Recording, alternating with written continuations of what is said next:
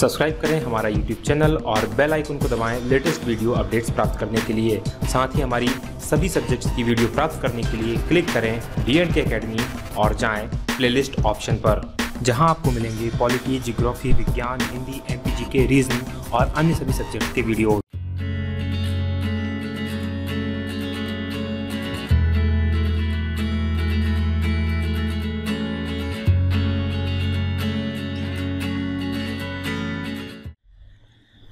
साथियों नमस्कार, बहुत स्वागत है आपका D&K अकेडमी के वीडियोस में। मैं हूं भगवत दांगी, फाउंडर D&K अकेडमी। आप देख रहे हैं डेली करंट अफेयर शो और आज है 16 जुलाई 2017।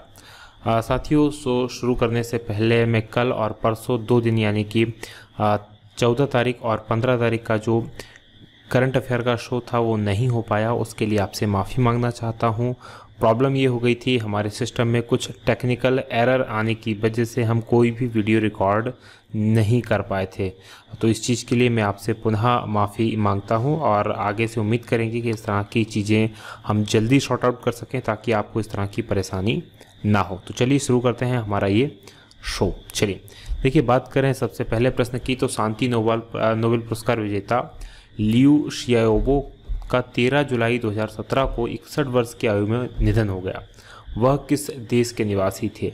तो लिया शियाओबो की बात करें तो बहुत ही महत्वपूर्ण ये व्यक्ति रहे हैं और ये चाइना के थे, चाइना के निवासी थे। और ये अभी इनकी मृत्यु जो हुई है जेल में रहते हुए हुई थी क्योंकि ये एक राजनीतिक कैदी थे, लोकतंत्र के ये प्रबल समर्थक थे। लोकतंत्र के लिए पूरी ज़िंदगी इन्होंने लड़ाई लड़ी और उसी के लिए जेल में इनको बंद किया गया था। जेल में रहते हुए ही इनको मृत्यु हुई, कैंसर इन्हें हो गया था और धीरे धीरे सारे अंग काम करना बंद कर रहे थे। तो उसके बाद 61 वर्ष की आयु में इनकी मृत्यु हो गई। 2010 में इनको नोबेल प्राइज़ मिला था। तो ये पूछा जा सकता है कब नोबेल प्राइज़ मिला था? 2010 में नोबेल प्राइज़ मिला था, लेकिन चूँकि ये जेल में बंद थे इसका कारण जो थे ये नोबेल प्राइज़ लेने नहीं जा सके थे। तो इनको 2010 में नोबेल प्राइज़ मिला था। ये इम्पॉर्टेंट है, चाइना के ये रहने वाले हैं। तो चलिए अगले प्रश्न को देखते हैं। तो 13 जुलाई 2017 को राजधानी लखनऊ में किस शहर में एम्स स्थापित करने के संदर्भ में केंद्र और राज्य सरकार के बीच MOU पर हस्ताक्षर किए गए हैं? तो राजधानी लखनऊ में हस्ताक्षर किए गए हैं। नई सरकार बनी है योगी आदित्यनाथ जी की। तो ये जैसे कि योगी आदित्यनाथ जहाँ से आते हैं गोरखपुर, तो गोरखपुर में ही ये जो है एम्स की स्थापना की जा रही है। लगभग 750 बिस्तर का ये एम्स हॉस्पिटल होगा और इसकी स्थापना वहाँ पर की जाएगी। तो इम्पॉर्टेंट है, पूछा जा सकता है। गोरखपुर और उत्तर प्रदेश की खबरों से आप वाकिफ़ रहिएगा, कुछ भी पूछा जा सकता है। DIPP किस राज्य में देश का पहला TISC स्थापित करेगा? तो संभवतः आप में से अभी तक तो पता ही नहीं होगा कि आखिर DIPP क्या है और ये TISC क्या है। तो TISC की बात करें तो ये प्रौद्योगिकी और नवाचार सहायता केंद्र है। यहाँ पर क्या होगा कि नई जो इनोवेशन होता है, टेक्नोलॉजी में जो इनोवेशन होता है उसके लिए ये केंद्र स्थापित किया जाएगा और ये देश का पहला केंद्र होगा जो कि पंजाब में स्थापित किया जाएगा। इसमें बेसिकली लोगों को नवाचार करने के लिए और जो बौद्धिक संपदा अधिकार कानून है जिससे कि वो अपना जो नवाचार है उसको रजिस्टर्ड करवा सकें, उसका लाभ ले सकें, इन सब चीज़ों के लिए लोगों को प्रोत्साहित किए जाने के लिए किया जा रहा है। तो चलिए अगले प्रश्न की बात करते हैं। तो अमेरिकी खाद्य और औषधि विभाग की समिति ने आनुवांशिक परिवर्तन से किस बीमारी के नए इलाज की सिफारिश की? तो ध्यान दीजिएगा, ये डेंगू के लिए नहीं है, चिकनगुनिया के नहीं, मेडकुनिया के नहीं, मेडकाऊ के लिए नहीं, कैंसर के लिए है।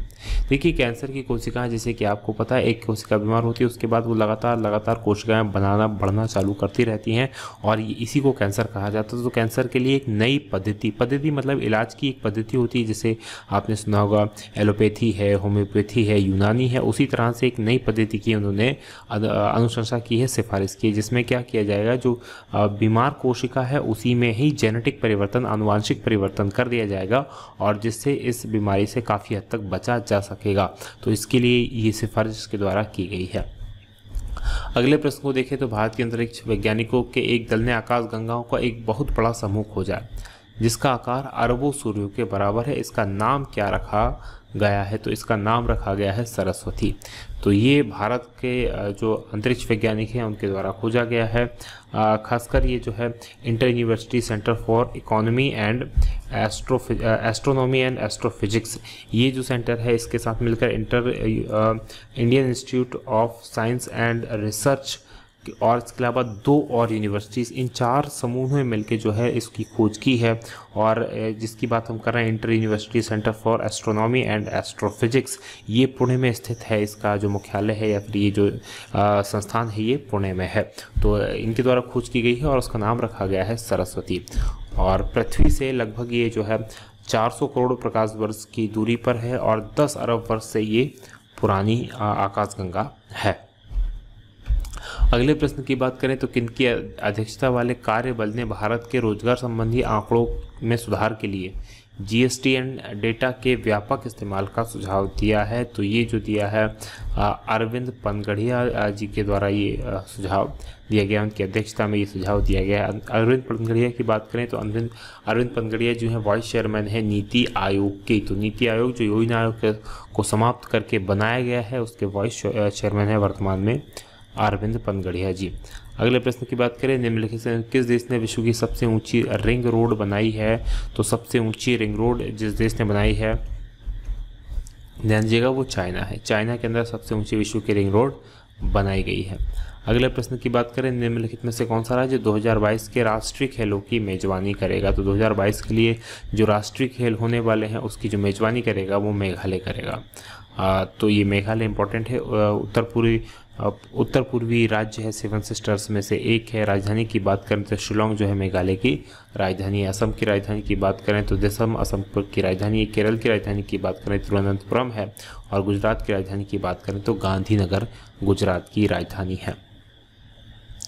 और इसके अलावा 2017 के अगर राष्ट्रीय खेलों की बात करें तो 2017 के राष्ट्रीय खेल जो होने हैं गोवा में उनका आयोजन किया जाएगा। 2017 के राष्ट्रीय खेल नवंबर में आयोजित किए जाएंगे। अगले प्रश्न की बात करें, विश्व के किस देश ने हाल ही में एंटी हाईजैकिंग कानून लागू किया गया है? तो हाल ही में जिस देश में तो एंटी हाईजैकिंग कानून लागू किया गया है वो भारत है। देखिए भारत के अंदर एंटी हाईजैकिंग कानून जो पहले बना हुआ था वो पहले इतना थोड़ा सा कमज़ोर था, उसको फिर से और कठोर बनाया गया है जिसके अंदर बहुत सारी चीज़ों को शामिल कर लिया गया है। तो जिसके तहत क्या होगा, अब इस तरह की कोई भी अगर गतिविधि करता पाया गया तो उसके लिए अगर उसने कोशिश भी की या धमकाने की भी कोशिश की तो उसके लिए मृत्युदंड तक के इसमें प्रावधान किए गए हैं। तो बहुत कड़े नियम इसके अंदर बनाए गए हैं, बहुत कठोर सजा इसके अंदर लगाई गई है।